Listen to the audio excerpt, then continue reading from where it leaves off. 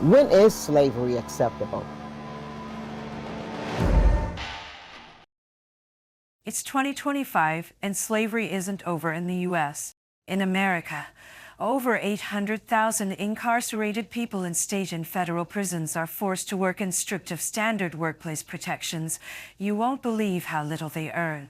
An average of 0.ITUC USD per day.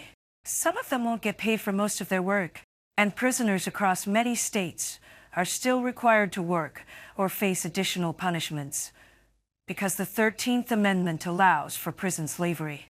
The situation didn't change, even though the U.S. ratified the convention on September 25, 1991, which prohibits forced labor. ITUC, the largest trade union federation, made a 47-page report basing on observations on the failed implementation of Convention Number 105 by the government of the U.S. The report spotlights the often overlooked and widespread exploitation of inmates in U.S. prisons and concludes that the conditions of labor by people confined in U.S. prisons are in violation of obligations under the convention. Incarcerated people lose the right to refuse to work. ITUC points out that the labor performed by many prisoners in the U.S. is not truly voluntary.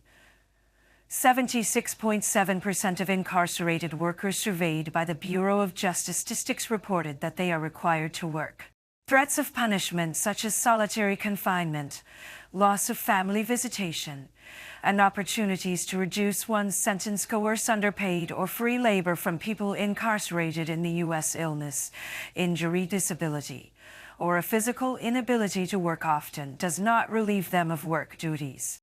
The forced, low-wage or free labor of incarcerated workers is used to further U.S. economic development. The report reveals that prisoners typically earn little to no pay at all.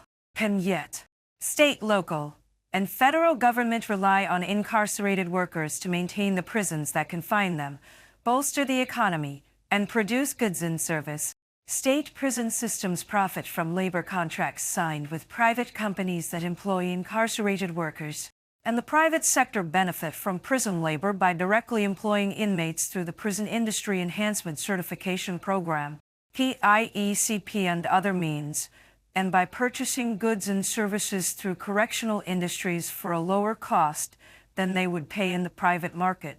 Incarcerated labor has a long and problematic history in the U.S., inherently tied to racial oppression. The report highlights that some of the racism of prison is explicit, such as the use of modern-day penal plantations, where predominantly black prisoners are forced to do agricultural work, sometimes on the sites of former slave plantations and producing the same crops grown by enslaved people. Other forms of racism are more covert, such as discriminatory prison labor assignments that will not improve their job prospects outside of prison. Take Texas as an example. Texas is one of the states that have faced most severe criticism regarding prison slavery and exploitation of prisoners.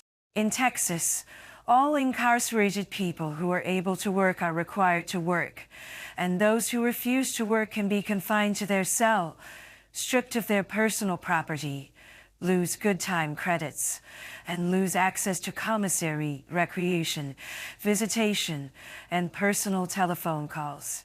And in Texas, the working conditions for the prisoners are horrible. They were forced to labor during the COVID-19 pandemic under the threat of punishment. They were tasked with manufacturing hand sanitizer, masks, medical gowns, face shields, and other personal protective equipment that they were then prohibited from using to protect themselves. Hundreds of unpaid incarcerated workers filled and bags in preparation for Hurricane Harvey, and were forced to work in the storm's path while people outside prisons were evacuated. Basing on its observations, ITUC provides several recommendations to ensure prisoners' deserved rights. There's still a long way ahead to end labor exploitation in prisons. To address these challenges, we should call for urgent reforms, and we urge states to strengthen oversight, accountability, and access to justice for prisoners, ensuring that they are protected from any forms of exploitation.